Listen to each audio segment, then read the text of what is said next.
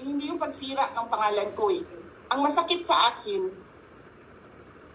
maalis mo man ako sa presidential race, hindi pa rin ikaw ang presidente, king ina mo.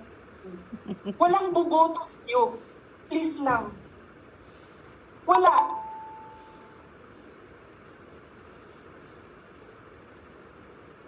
Hindi ka nga dumadaan ng contest eh. Kasi wala kang kalaban sa Tacloban.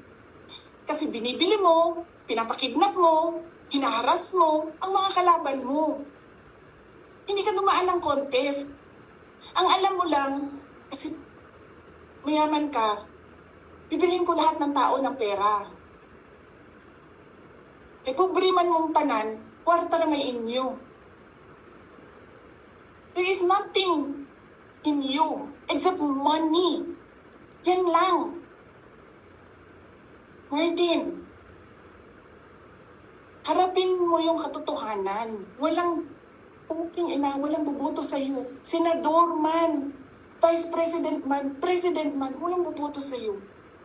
Hindi ko nga alam kung mananalo ka pa ngayon sa Tacloban eh. Palamang hindi na.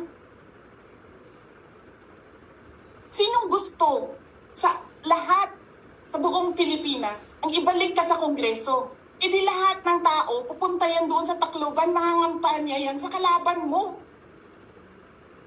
Kasi magnanakaw. Hindi ka dumadaan sa audit.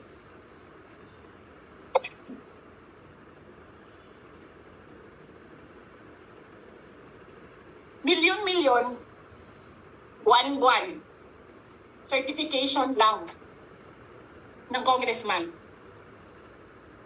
1 million, 2 million, pirma lang. Alam nyo, bakit alam ko? Kasi may MA din ako. May MA ako sa DepEd, may MA ako sa OPP. Pero sa akin, nire-require ako ng resibo ng COA. Pero alam ko, certification lang ang kailangan. Pero nagko-comply ako. Bigay nyo lahat ng resibo. Pero ikaw, pirma mo lang, hindi mo nga ata pirma yan. Pirma lang ng staff mo yan.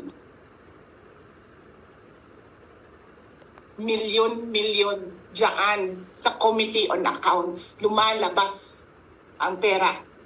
Pirma nyo lang. Walang nag-audit sa inyo. Sino ang nag-audit ng confidential funds ng Office of the President? Wala.